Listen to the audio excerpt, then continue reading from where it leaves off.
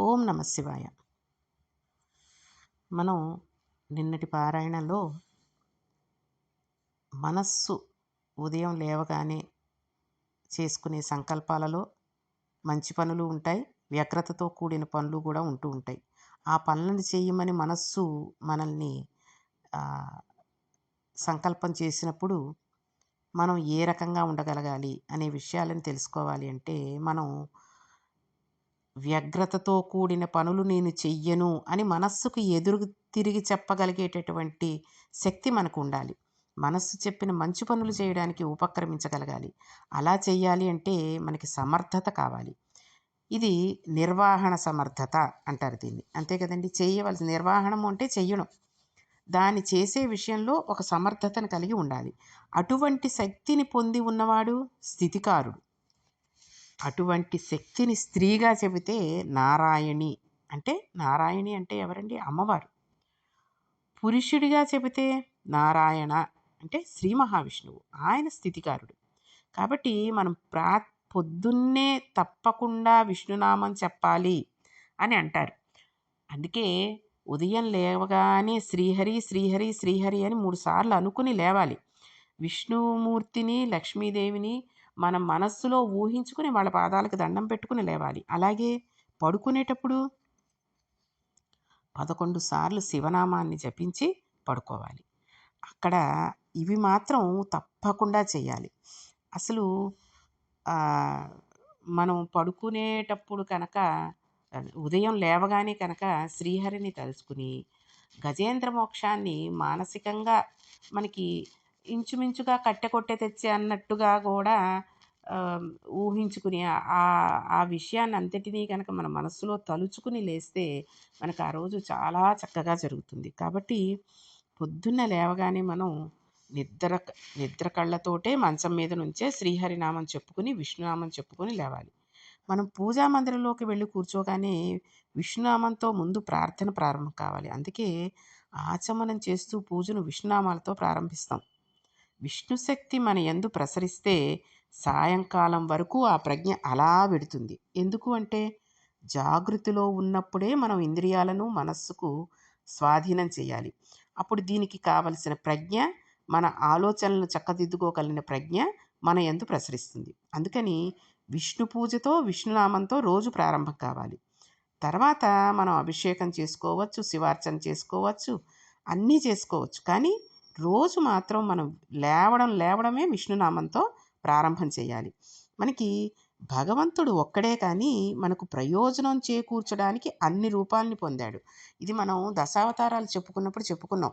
ఎందుకంటే ఇన్ని అవతారాలు ఎందుకు అంటే, ఒక్కొక్క అవతారంలోనూ కూడా ఒక్కో రకమైన రాక్షసుణ్ణి సంహరించడానికి ఆ రకంగా అవతారాలు ఎత్తాడు. రాక్షసుల్ని ఆ రకంగా ఎందుకు సంహరించాలి అంటే, వాళ్ళు రాక్షసులు చావు లేకుండా ఉండడానికి కొన్ని వరాలు పొందారు బ్రహ్మగారి దగ్గర నుంచి. అయితే మనిషి అన్న తర్వాత చావు లేకుండా ఉండదు అన్నప్పుడు ఈ రకాలుగా మేము చావకూడదు అన్నారు. అంటే ఆ రకాలుగా కాకుండా వేరే రకంగా అవతారం ఎత్తి అప్పుడు ఆ రాక్షసుని సంహరించాడు. ఎందుకోసం? మన కోసం, మనందరి శ్రేయస్సు కోసం.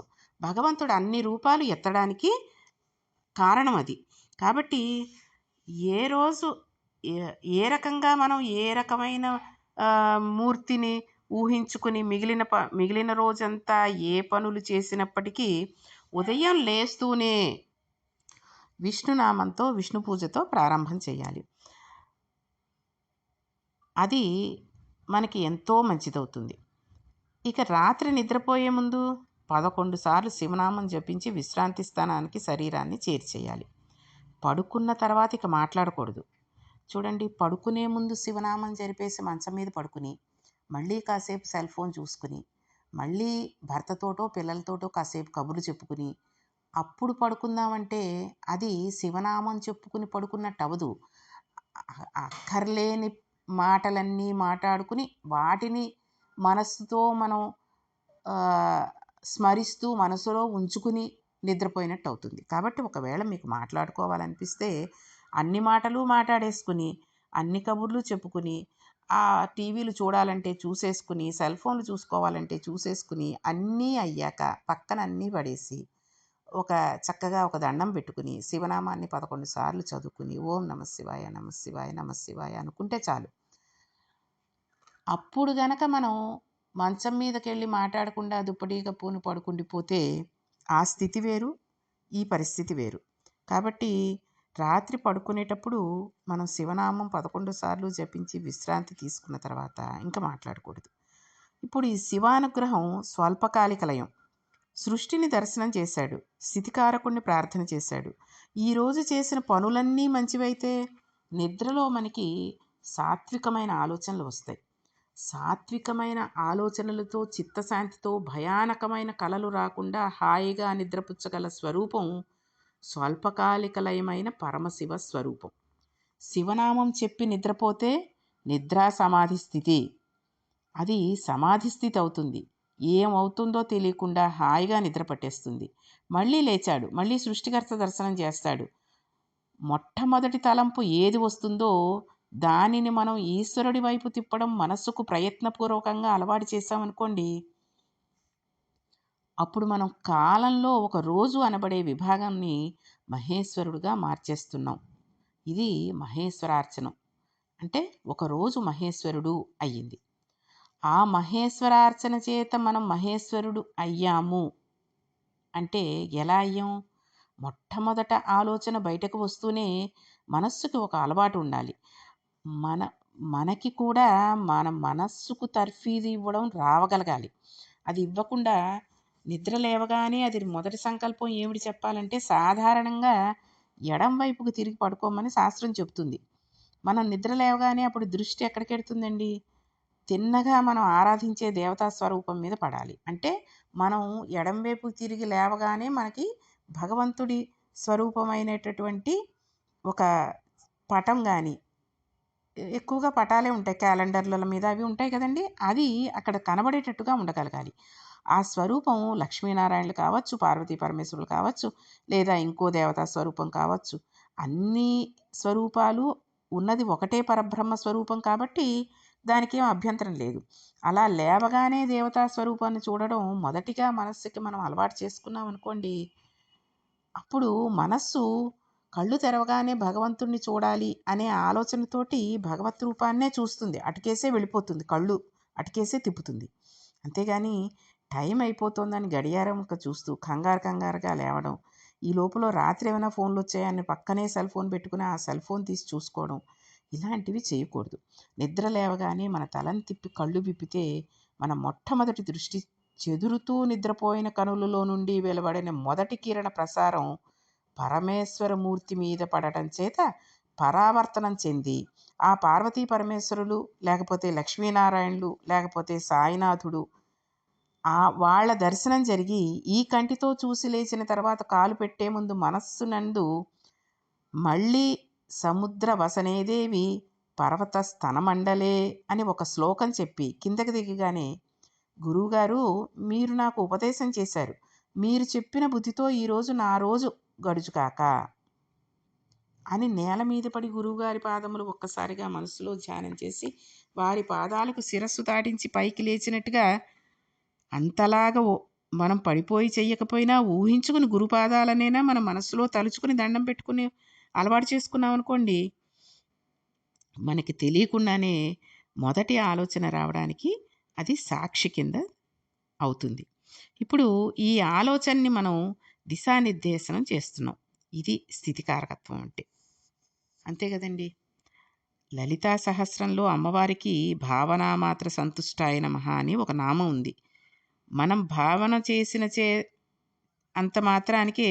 చేసినంత మాత్రానికి ఆవిడ సంతుష్టురాలవుతుంది అని మనం శరన్నవరాత్రుల్లో లలితాదేవి అమ్మవారి నామాలు చెప్పుకున్నాం.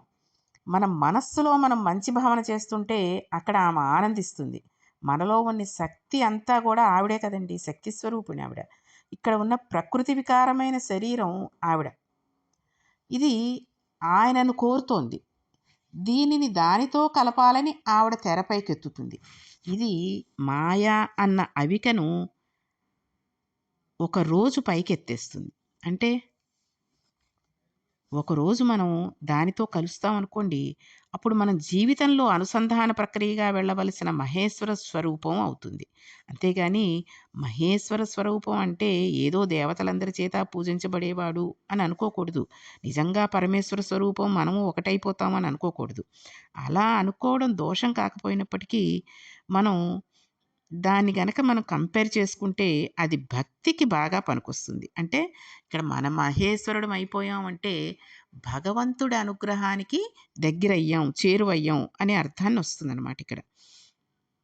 కాబట్టి మనం ఇలా దర్శనం చేస్తూ వెడుతున్నట్లయితే మనం ల మనకి లయ పరమేశ్వరుడు.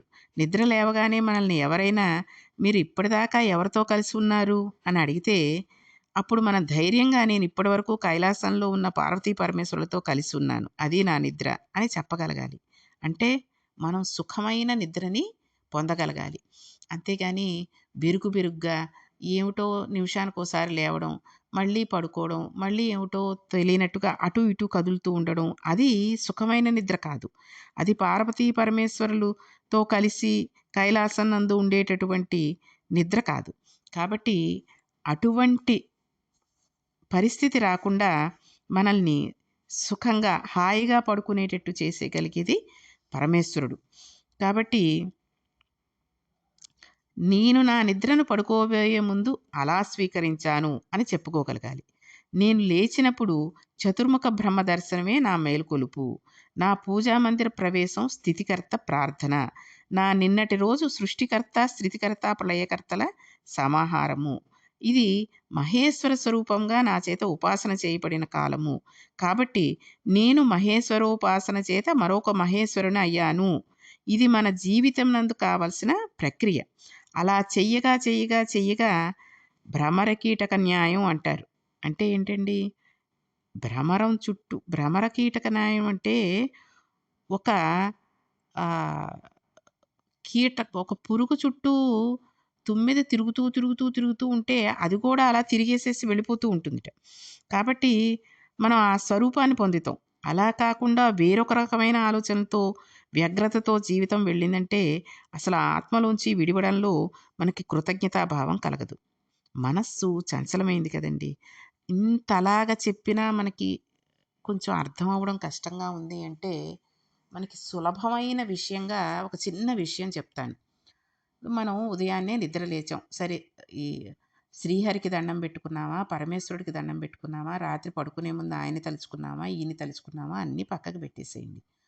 మనం ఉదయాన్నే లేచాం, నిద్ర లేచాం. మామూలుగా మన కాలకృత్యాలు తీసుకున్నాం. వంటింట్లోకి వచ్చాం. హాల్ తలుపు తీసామే అనుకోండి.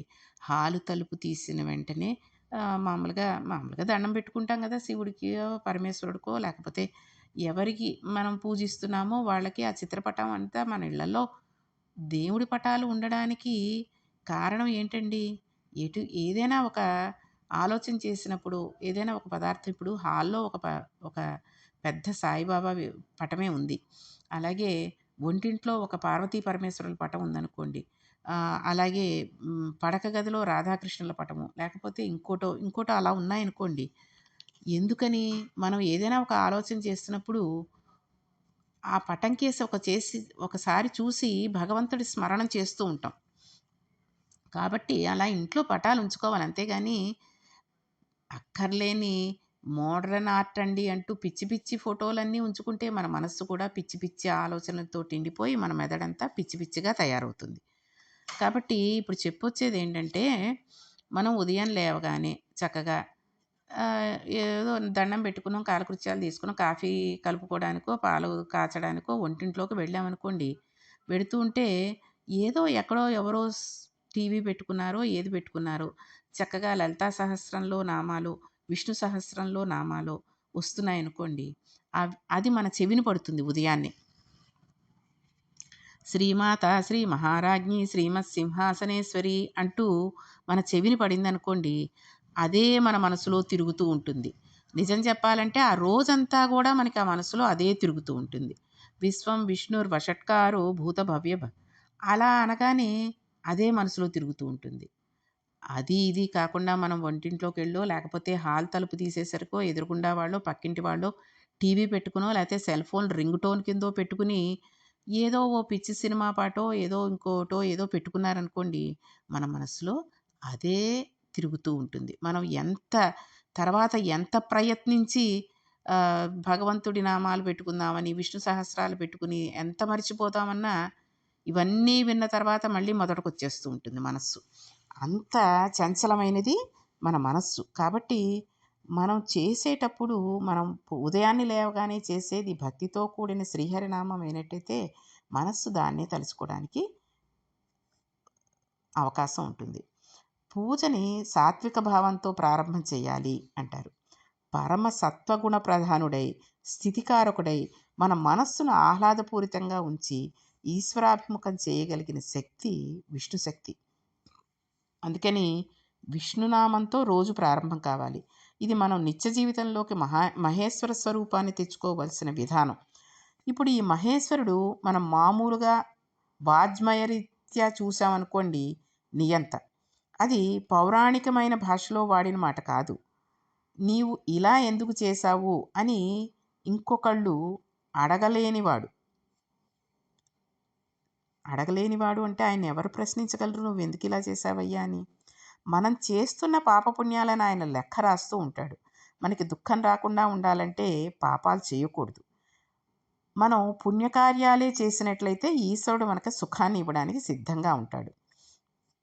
కాబట్టి మనం బురదగుంట్లో పడుకుని మన శరీరం నుంచి పన్నీటి వాసన రావాలంటే ఎలా వస్తుందండి? రాదు కదా! అలాగే మనం పాపాలు చేసేస్తూ దుఃఖం ఉండకూడదు, అంతా సుఖమే ఉండాలి అనుకుంటే ఎలా ఉంటుంది? ఉండదు. కాబట్టి మనం ఏం చేశామో దాని ఫలితాన్ని పొందుతూ ఉంటాం. ఈశ్వరుడు మన కంటికి కనబడి ఫలితాన్ని ఇవ్వడు. వెనక నుండి మనం చేసే పనులను పరిశీలిస్తూ మనకి ఫలితాన్ని ఇస్తాడు. ఇదే పోతన గారు ఏమన్నారంటే,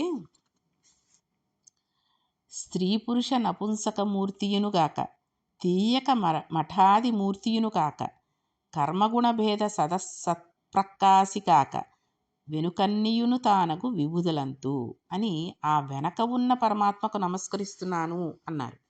అంటే ఆయన స్త్రీ పురుష నపుంసకుడా ఏమీ చూడక్కర్లేదు. అన్నిటినీ మార్చేసి వెనకనున్నటువంటి ఆ పరమేశ్వరుడికి నేను నమస్కరిస్తున్నారు అన్నారు. కాబట్టి పరమేశ్వరుడు ఎవరు, ఎలాంటి వాళ్ళు అన్నది కాకుండా ఎవరున్నారు, ఆ చిత్రపటం ఎవరిది అన్నది ఆలోచించకుండా రోజూ మనం గనక పరమేశ్వరుని చూసి నమస్కరించడం మన మనసుకి అలవాటు చేస్తే, మనం నిద్ర లేవగానే మంచం మీద నుంచే శ్రీహరి శ్రీహరి శ్రీహరి అనుకుంటూ ఆ గజేంద్ర మోక్షాన్ని తలుచుకుంటూ లేచి కాలు పెట్టగానే భూమాతకి అమ్మ నాకు వేరే దిక్కు లేదు, నిన్ను తొక్కేస్తున్నాను క్షమించమ్మా అని దండం పెట్టుకుని లేచామనుకోండి, అదే గురుపాదాలని మనకు గురువు ఎవరనుకుంటారో ఆ పాదాలను మనసులో స్మరించుకున్నామనుకోండి, అనుకుని లేస్తే మనకు ఆ రోజు ఎంతో దివ్యంగా, ఎంతో ఆనందంగా జరుగుతుంది. అందుకే ఉదయాన్నే లేవగానే భగవంతుడికి దండం పెట్టుకుని లేవండి అని మనం పిల్లలకి కనుక నేర్పించామనుకోండి, వాళ్ళకి అది అలవాటవుతుంది. అంతేగాని లే లేస్తూనే వాళ్ళని అసలు నిజానికి కూడా నిద్ర లేపేటప్పుడు కారణం చెప్పకుండా నిద్ర లేపకూడదు అని మనం రామాయణంలో తెలుసుకున్నాం కదండీ! భాగవతంలోనూను. కాబట్టి నిద్ర లేపుతున్నప్పుడు పిల్లల దగ్గర నుంచి చంటి పిల్లలుగా ఉన్నప్పుడే లేమ్మా జేజీకి దండం పెట్టుకో నాన్న అంటూ లేపుతాం. ఎందుకు? వాడు లేస్తూనే భగవంతుడి స్వరూపాన్ని తన కళ్ళతో చూసినట్టయితే ఆ రోజంతా వాడికి బావుంటుంది. వాడికి బావుండాలి అని. అది మనం అలవాటు చేయాలి. అంతేగాని చూడురా బస్సు టైం అయిపోతోంది వచ్చేస్తాడు ఆ డ్రైవర్ తిట్టేస్తాడు మళ్ళీను. లే లే లే టైం అయిపోతోంది స్కూలుకి అని లేపామనుకోండి, వాడికి లేచిన దగ్గర నుంచి బస్సు డ్రైవర్ నన్ను తిడతాడేమో అనే భయంతోటి అన్ని పనులు చేసుకుంటూ ఉంటాడు తప్పితే, ఒక ఆహ్, స్థిమితమైన మనసుతోటి ప్రశాంతంగా ఏ పని చేయలేకపోతాడు వాడు. ఎంత వాడు డ్రైవరు వచ్చే లోపల బస్సొచ్చే లోపల ముందు వెళ్ళినా, ఇంకా నేను ఎక్కలేదనుకుంటాడో, రాలేదనుకుంటాడో, ఏమిటో అన్న భయంతోటే ఉండిపోయి ఆ బస్సులో కూర్చునేంత వరకు వాడికి అదే ఉంటుంది. కాబట్టి మనం లేపేటప్పుడు కూడా పిల్లలకి చక్కగా భగవద్ దర్శనం అయ్యేటటువంటి ఫోటోలు అవి పెట్టి ఎదురుగుండా లేచి దేవుడికి దండం పెట్టుకో నాన్న లేమ్మా అని లేపాలి. అలాగే మనం కూడా ఆ అలవాట్లు చేస్తూ ఉంటే పిల్లలకి అవి వస్తాయి. లేకపోతే రావు. కాబట్టి